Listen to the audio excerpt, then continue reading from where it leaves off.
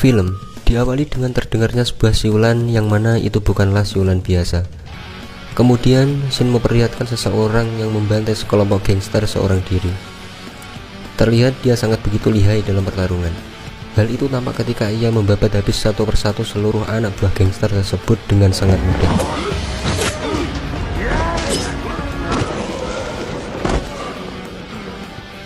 Ketika masuk ke ruangan selanjutnya, dia bertemu dengan atasan-atasan gangster tersebut. Pertarungan pun tak terelakkan. Cara dia bertarung seperti sudah terlatih dengan permainan pisau yang sangat-sangat mumpuni.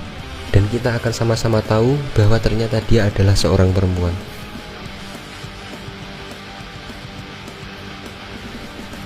Sempat terpojok, tapi akhirnya tetap saja dia mampu membantai seluruh gangster tersebut. Dia bernama Sukhi. Diketahui dia adalah seorang janda muda yang ditinggal mati oleh suaminya. Tapi naasnya setelah dia dikepung oleh polisi dan dia pun ditangkap. Rupanya polisi-polisi tersebut adalah suruhan dari sebuah badan intelijen yang dari jauh badan intelijen tersebut memantau pergerakan Sukhi dan dibuat kagum dengan aksi yang dilakukannya. Rupanya badan intelijen tersebut menginginkan Sukhi untuk melancarkan misi-misinya. Singkat cerita, kini Sukhi terbangun di sebuah ruangan yang asing baginya. Dia dibuat pingsan untuk selanjutnya dioperasi plastik agar tidak ada yang mengenalinya lagi.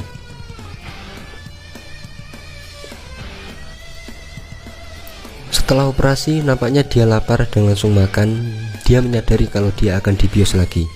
Nah, di sini kita akan dibawa flashback ke masa lalu Sukhi ketika dia berlatih menahan nafas dengan kelompok gangster dulu, yang dimana ia mampu menahan nafas selama 6 menit. Setelah itu ketika dia akan dibawa petugas, inilah yang terjadi. Dia mencari jalan keluar dan malah nyasar ke tempat-tempat yang agak membingungkan. Saat di ruangan masa, ia menyandera seseorang sebagai tawanan agar dia bisa keluar. Sampai pada ruang make up, tampaknya ada seorang wanita yang ingin membantu menunjukkan jalan keluar. Perempuan itu bernama Kwon Suk. Kwon Suk membawa Sukhi keluar dan menyuruhnya untuk lompat. Untuk meyakinkannya, Kwon Suk lompat duluan. Setelah itu Sukhi ikutan lompat, akan tetapi Kwon Suk malah menembak bahu Sukhi dan Sukhi pun terkapar. Rupanya Kwon Suk adalah ketua dari badan intelijen tersebut. Di lain tempat, para anggota badan intelijen tersebut menyaksikan kejadian tersebut dan ada salah satu anggota tersebut bernama Yun Sung tertarik dengan para Sukhi. Sebenarnya badan intelijen tersebut sedang mencari anggota baru yang nantinya ditugaskan menjadi agen khusus untuk organisasi mereka. Kemudian Shin memperlihatkan Kwon Suk berbicara empat mata dengan Sukhi. Kwon Suk mengatakan bahwa mulai hari ini Sukhi yang dulu sudah tidak ada karena wajahnya sudah dioperasi. Dia sekarang sudah menjadi aset dari badan intelijen tersebut dan harus siap melakukan misi apapun dan kapanpun. Awalnya Sukhi menginginkan untuk dibunuh saja, akan tetapi setelah diberitahu Kwon Suk bahwa dia sedang hamil, Sukhi jadi bersemangat untuk melanjutkan hidupnya. Kwon Suk ingin Sukhi bergabung dengan badan intelijen selama 10 tahun dan kemudian dia bisa bebas.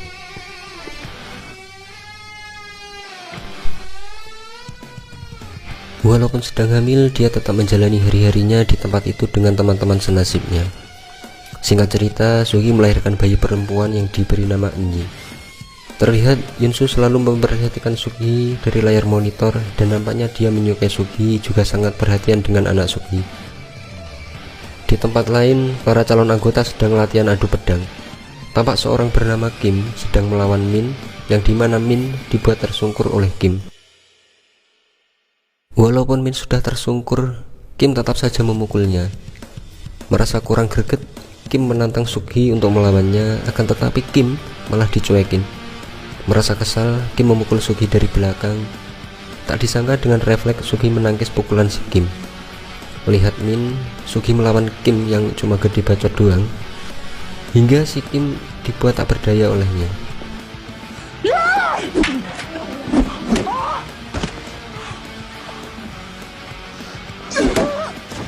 Di layar monitor, para anggota intelijen dibuat kagum kembali dengan aksi Sukhi, terlebih Yunsu. Semenjak itu, Sukhi merasa memiliki sebuah keluarga dengan kehadiran Min dan teman-temannya untuk merayakan ulang tahun Sukhi. Singkat waktu, Sugi dihapus tatonya oleh badan intelijen tersebut supaya semakin tidak dikenali. Kemudian kita dibawa flashback lagi.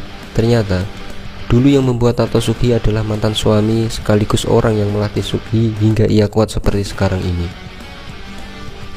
Pria itu bernama Jusang. Sugi bertekad untuk membunuh siapa saja yang telah membunuh ayahnya. Dulu ia pernah menyatroni markas sebuah gangster yang diduga telah membunuh ayahnya. Akan tetapi bos gangster tersebut mengatakan kalau bukan dia yang membunuh ayah Sugi. Saat Sugi terpojok dan hendak dieksekusi, Jusang datang menolong Sugi.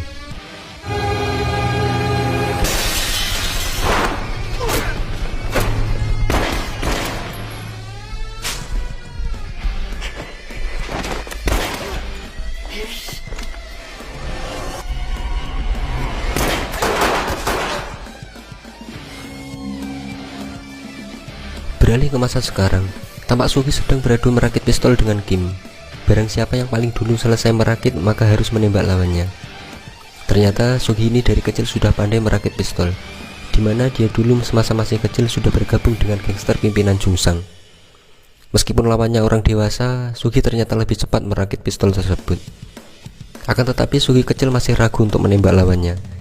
Beralih ke Sugi sekarang, setelah selesai merakit pistol tanpa ragu dia menembak ke arah Kim. Singkat cerita, anak Sugi sudah tumbuh besar.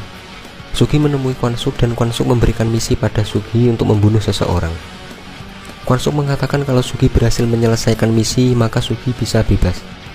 Demi anaknya, Sugi menerima tawaran tersebut. Sugi ditugaskan untuk membunuh bos gangster samurai. Ternyata bos gangster tersebut menyadari kedatangan Sugi dan menyerang dengan samurai hingga Sugi terpojok.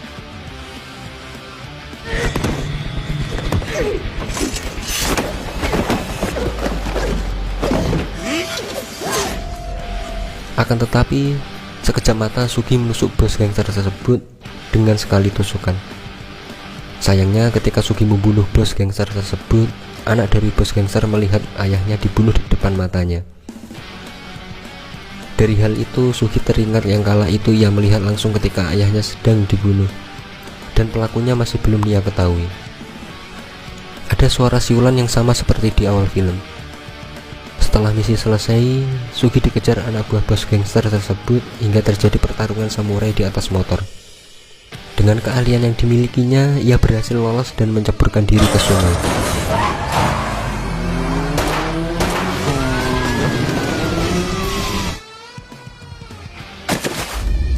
Keesokan harinya, Sugi berpamitan pada Min dan kawan-kawan lantaran ia telah menyelesaikan misinya dan ia sudah bisa bebas sekarang.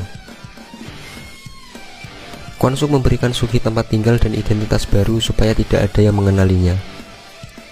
Di saat Sugi hendak masuk ke apartemen barunya, di lift ia bertemu dengan seseorang pria yang ternyata pria itu adalah Yunsu. Yunsu ditugaskan Kwon Suk untuk mendekati Sugi supaya bisa jatuh cinta pada Yunsu. Akan tetapi respon Sugi awalnya masih biasa-biasa saja pada Yunsu. Malahan Sugi menaruh curiga pada Yunsu. Lalu Sugi melapor pada Kwon Suk untuk mencarikan informasi siapa sebenarnya pria tetangga barunya itu. Kwon Suk mengatakan bahwa itu bukan siapa-siapa, hanya seorang pria yang dulu ditinggal mati istrinya karena terbunuh. Setelah mengetahui hal itu, Sugi mulai bisa akrab pada Yunsu. Lambat laun, Sugi mulai merasa nyaman dan tertarik juga pada Yunsu yang selalu perhatian padanya. Hingga pada akhirnya terjadilah dengan romantis yang dimana ketika Yunsu hendak berpetualang lebih jauh, Sugi mendapatkan misi bersama Min untuk mendapatkan file penting dari seorang pria hidung belang. Sayangnya setelah Sugi berhasil mendapatkan file tersebut, Min tertangkap dan identitas mereka pun terbongkar. Mau tidak mau, Sugi dan Min harus melawan pria-pria tersebut. Sangat disayangkan, Min harus mati dalam pertarungan tersebut karena melindungi Sugi. Sugi sangat terpukul atas kematian Min, yang mana Min sudah dianggap Sugi sebagai keluarga sendiri. Sementara di tempat lain, Badan Intelijen sedang membuat misi baru, yaitu membunuh salah seorang agen ganda sebuah gangster yang dulu pernah Sugi tempati. Kwon Suk ingin Sugi menghabisinya. Besoknya terlihat Yunsu sedang ngobrol dengan Enyi. Enyi meminta Yunsu untuk menjaga ibunya. Ketika Sugi terbangun, Sugi menghampiri Yunsu dan mengatakan semua tentang dirinya. Mereka sekarang sudah saling terbuka satu sama lain. hingga pada akhirnya mereka sepakat untuk melanjutkan ke jenjang yang lebih serius. Sugi lalu menemui Kwon Suk agar mengadakan pesta pernikahan untuk dirinya bersama Yunsu, karena Sugi ingin memiliki suami yang bisa merawat anaknya jika sewaktu-waktu dia mati dalam menjalankan misi. Kwon Suk pun menyetujui keputusan Sugi, tapi dengan syarat di hari pernikahannya tersebut Sugi harus melaksanakan misinya juga. Singkat cerita, ketika acara pernikahan akan digelar, Sugi menerima telepon dari Kwon Suk, yang dimana Sugi mendapat misi untuk menembak seseorang di gedung sebelah. Ia disuruh merakit senjata yang sudah disiapkan di toilet dan segera membidik sasaran dari lubang ventilasi udara. Dan ininya.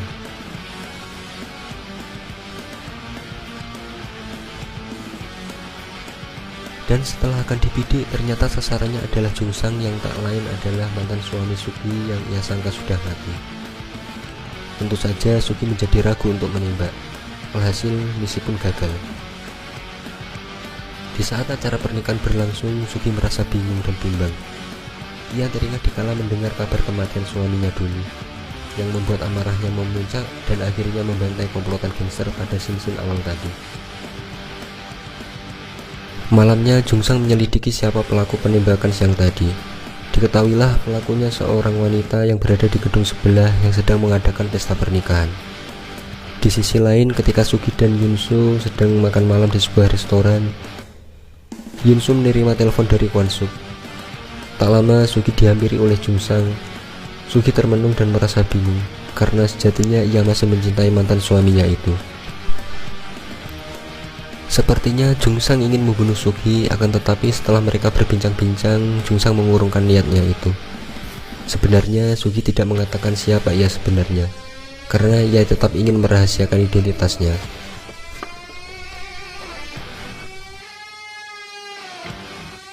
Jungsang rupanya menyadari bahwa wanita itu adalah Sugi, mantan istrinya.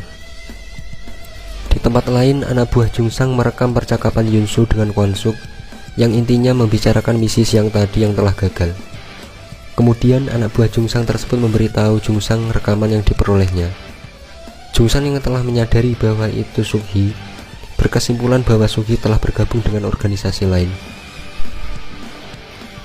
Jungsang teringat kala dulu ketika Sugi sangat mencintai dirinya, akan tetapi Jungsang yang terlihat menyembunyikan sesuatu dari Sugi.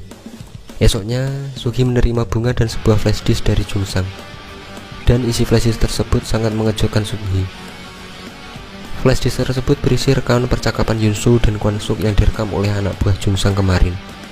Alhasil, Sugi mengetahui fakta yang sebenarnya. Ternyata Yunsu adalah agen dari Kwon Suk seperti halnya dirinya. Ternyata semua ini hanyalah settingan dari Kwon Suk, yang tak lain pernikahannya pun hanyalah sebuah misi semata. Sementara di tempat lain, Kim yang ditugaskan Kwon Suk untuk membunuh Jungsang malah tertangkap. Kwon Suk yang mengetahui hal itu merasa agak panik, yang secara tidak langsung Jungsang pasti akan menggali lebih dalam informasi tentang Sugi dan organisasinya. Kwon Suk kemudian menghubungi Yunsu agar tetap terus menjaga anak Sugi.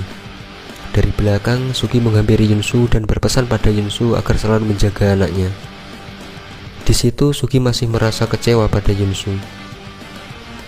Sugi kemudian menemui Kwon Suk untuk mengatakan bahwa suaminya tak lain adalah anjing peliharaan Kwon Suk juga, seperti halnya dirinya. Mendengar itu, Kwon Suk refleks menampar Sugi saat itu juga. Tak lama Kwon Suk menerima telepon dari Yunsu yang terus menanyakan kabar dari Sugi. Kwon Suk meminta agar Yunsu berfokus untuk menjaga anaknya saja. Kembali ke Sugi. Ketika ia sedang bersama Kwon Suk, tiba-tiba Jungsang menyerang dan menembak Kwon Suk tepat di dadanya. Kemudian Jungsang menyelamatkan Sugi dari ikatan Kwon Suk. Kini mereka sudah benar-benar menyadari posisinya masing-masing. Kemudian Sugi merasa bahwa putrinya sedang dalam bahaya. Ketika ia ingin masuk ke apartemennya, terlihat sebuah ledakan bom yang disusul jatuhnya Yunsu dan anaknya Sugi. Melihat itu, Sugi shock parah dan sangat bersedih. Sugi mengira semua ini adalah perbuatan Kwon Suk dan anak buahnya. Akhirnya Sugi menyatroni markas Kwon Suk dan mengancamnya.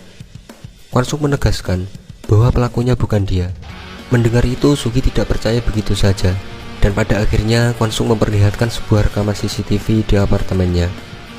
Terlihat Yunsu menggendong Enyi. Saat masuk ke dalam apartemennya, Yunsu dipukul oleh anak buah Jungsang. Di situ Yunsu mengatakan ingin berbicara langsung pada Jungsang yang intinya Enyi tidak boleh mati. Karena bagaimanapun juga Enyi adalah anak kandung dari Jungsang dengan Sukhi. Akan tetapi lewat telepon Jungsang malah menghiraukan hal itu.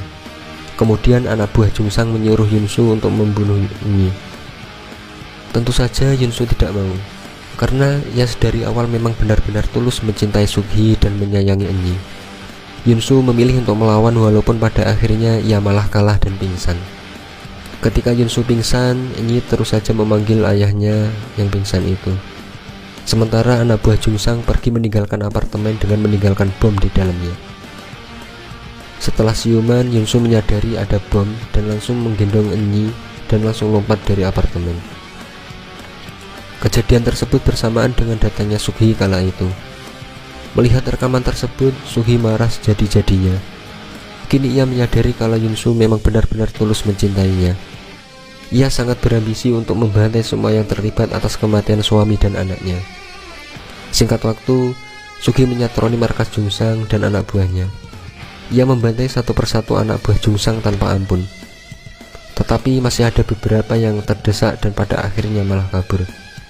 Di suatu ruangan, tak sengaja Sukhi menemukan Jungsang, mantan suami yang dicintainya dulu sekaligus dalang dari semua kekacauan ini. Jungsang mengakui kalau dulu ia pernah mencintai Sukhi, akan tetapi karena ada suatu hal, Jungsang memilih untuk meninggalkan Sukhi yang seolah-olah ia telah mati terbunuh. Hal tersebut ialah bahwa yang membunuh ayah Sukhi dulu adalah dirinya. Mengetahui fakta tersebut, Sukhi semakin berambisi untuk menghabisi Jungsang. Karena dari awal Sukhi bersumpah untuk menghabisi siapa saja yang terlibat dalam kematian ayahnya. Kemudian Sukhi melepas pistolnya dan menggunakan pisau sebagai tanda kalau dia telah siap bertarung satu lawan satu. Nampaknya Jungsang kewalahan melawan Sukhi. Sampai pada akhirnya Jungsang kabur dengan sisa anak buahnya. Ketika Sukhi hendak mengejar, ia malah tertabrak mobil. Akan tetapi karena ambisi dan cicilan apartemen yang belum lunas, Sukhi pun bangkit dan mengejar Jungsang dengan mobil yang menabraknya. Alhasil Sukhi pun berhasil masuk ke bus yang dikendarai Jungsang dan anak buahnya.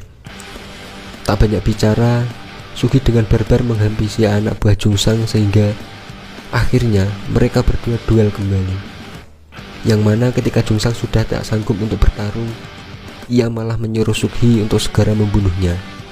Akan tetapi Sukhi seperti tak tega melakukannya. Kemudian Jungsang bersiul, yang mana siulan itu sama persis yang didengar Sukhi saat ayahnya dibunuh. Sontak Sukhi teringat akan tujuan balas dendamnya dulu dan tanpa pikir panjang, ya pada akhirnya Jungsang pun tewas di tangan Sukhi. Di scene akhir terlihat sudah banyak polisi yang mengepung Sukhi dan film pun berakhir.